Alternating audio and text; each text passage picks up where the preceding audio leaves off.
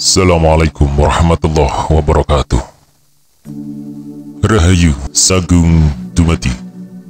Kembali lagi di channel Babat Nusantara. Pada kesempatan kali ini akan menceritakan Gajah Mada seri kelima, Hamukti Moksa, bagian ke-32. Kerinduan menyebabkan duka, apalagi jika rindu itu kepada kekasih yang tiada kabar beritanya. Hari pertama setelah keberangkatan kuda Swabaya menuju medan pengabdiannya, Prabasiwi mengalami kesulitan untuk menerima kenyataan bahwa untuk jangka waktu panjang, bahkan mungkin untuk selamanya, ia tak akan bertemu kembali dengan kekasih hatinya. Prabasiwi tidak punya tempat untuk berbagi duka dan hanya ditanggungnya rasa kangen itu sendiri. Prabasiwi memiliki persediaan air mata dalam jumlah yang amat cukup. Semalaman ia menangis, membasahi bantal dan tempat tidurnya. Pagi ini ia tak tahu bagaimana cara menyamarkan jejak tangisannya. "Kakang kuda Swabaya," bisik gadis itu. Sementara itu, Ibu Suri Dyahwiyat Raja Dewi Maharajasa adalah seorang perempuan yang bermata awas. Ibu Suri dengan segera membaca jejak kesedihan di wajah Prabasiwi yang kini menjadi emban kesayangannya. "Ada apa?" tanya Ibu Suri. Prabasiwi bergegas menyembah, tetapi ia mendapati kenyataan betapa mulutnya terkunci sangat rapat dan sulit untuk dibuka.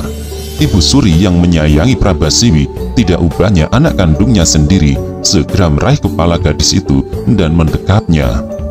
"Ada apa?" bisik Ibu Suri.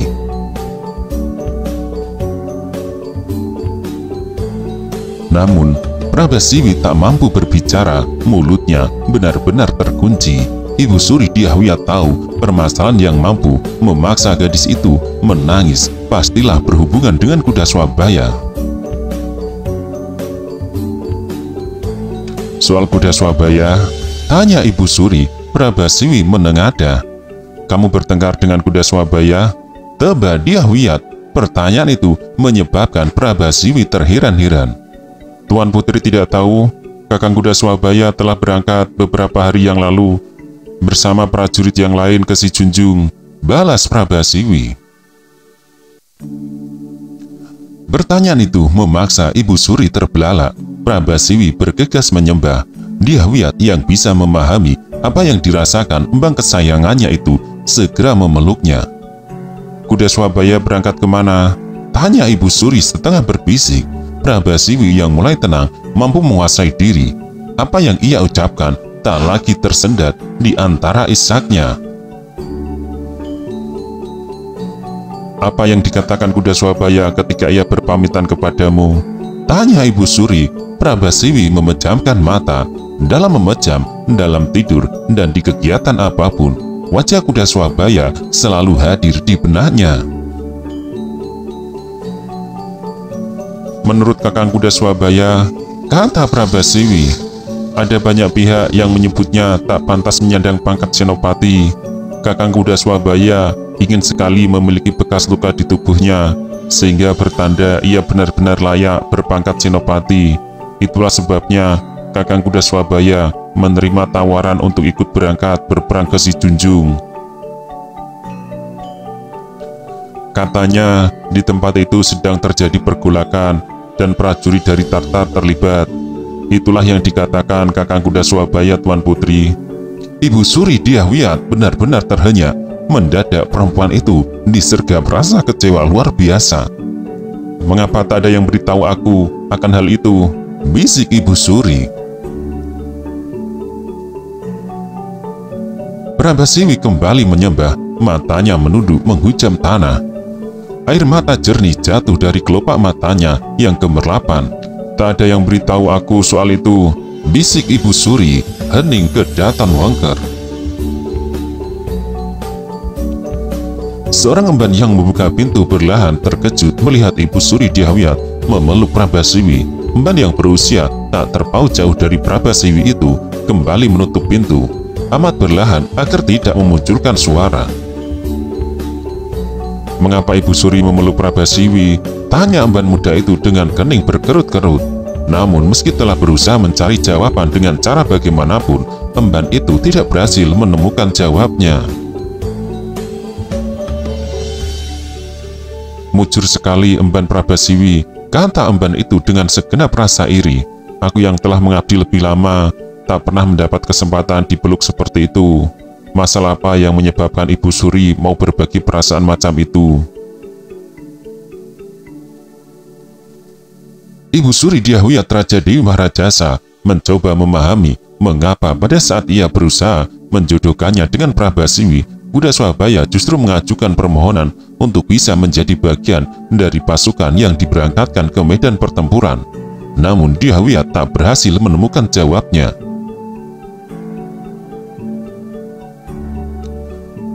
Rasa penasaran dan ingin tahu itu ia tumpahkan ketika berhasil kedatangan Kanuruhan Gajah Enggon. "Ceritakan apa yang kau tahu, Kakang," kata Ibu Suri langsung pada persoalan. Kanuruhan Gajah Enggon berdebar-debar. Namun di masa silam Gajah Enggon memiliki hubungan yang erat dengan Ibu Suri dan terbiasa berbicara belak-belakan.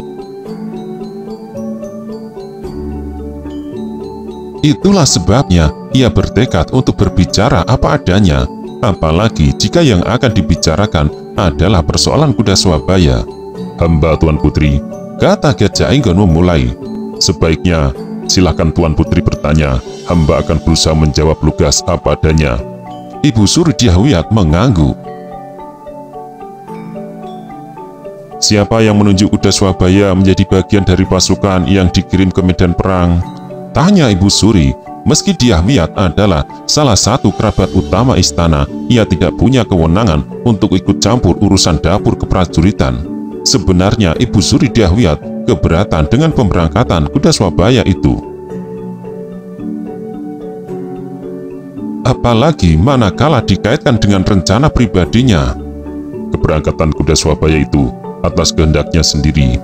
Ia mengajukan diri dan bali prajurit memenuhi permintaan itu, kata Gajah Enggon.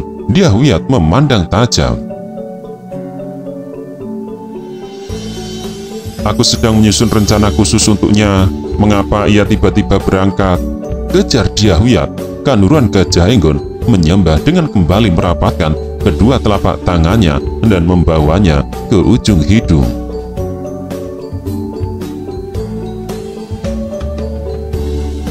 "Sikap ayahnya yang mendorong Kuda Swabaya mengambil keputusan itu," balas Gajah Enggon.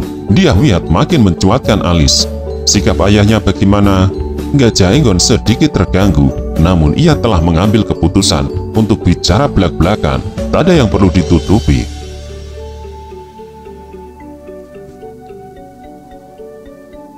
"Pradabasu tidak merestui hubungan Kuda Swabaya dengan Prabasiwi," jawab Gajah Enggon. "Pradabasu juga berpendapat kenaikan pangkat Kuda Swabaya tidak wajar. Menurut Pradabasu, Kuda Swabaya tak pantas menyandang pangkat Senopati." Pradabasu curiga suami Tuan Putri berada di balik kenaikan pangkat yang luar biasa itu. Kuda Swabaya tidak punya cara lain untuk menjawab sikap ayahnya kecuali dengan minta diberangkatkan ke daerah yang bergolak. Ibu Suri Dyahwiyat benar-benar terhenyak.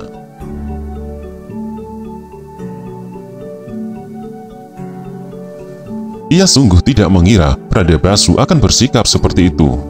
"Mengapa Kakang Pradabasu bersikap demikian? Kakang Gajah Enggon punya penjelasan yang paling masuk akal dan bisa diterima?" tanya Dyahwiyat. Gajah Enggon mengangguk.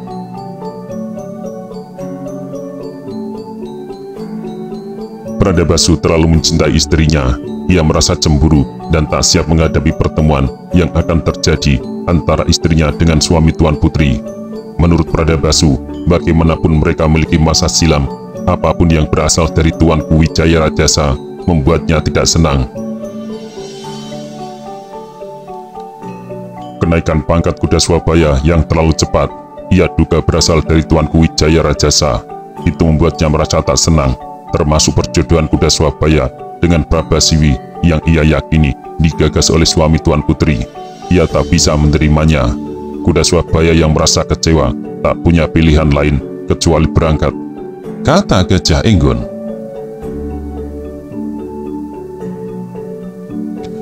Ibu Suri Dyahwiyat Raja Dewi Marajasa terbungkam untuk berapa jenak sambil memejamkan mata. Ketika Ibu Suri membuka matanya kembali, pandangannya mewakili perasaan kecewanya.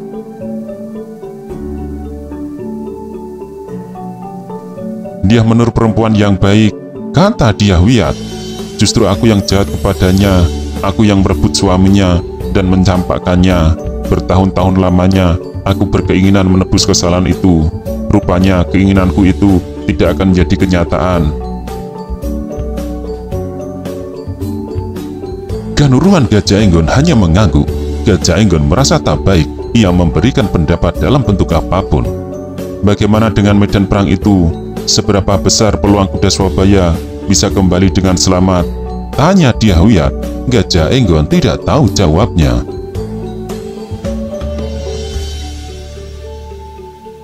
Baiklah, kata Ibu Suri. Jika ada kabar apapun terkait kuda Swabaya, aku adalah orang pertama yang harus Kakang beritahu. Bagaimanapun kuda Swabaya adalah juga anakku, meski ia bawaan suamiku dari istri yang lain. Gajah Enggon merapatkan kedua telapak tangannya. Sebenarnya masih ada lagi sebuah pertanyaan yang ingin diajukan Dyahwiyat, namun ia membatalkannya. Ada rasa ingin tahu tidak tercegah berkaitan dengan Gajah Mada. Di mana Gajah Mada dan bagaimana sikapnya dalam menghadapi hukuman yang harus dijalaninya. Pertanyaan-pertanyaan macam itu mengganggu hatinya. Hamba mohon diri Tuan Putri, ucapkan Nurun Gajah Enggon. Ibu Suri Dyahwiyat Raja Dewi Marajasa mengangguk dan berdiri.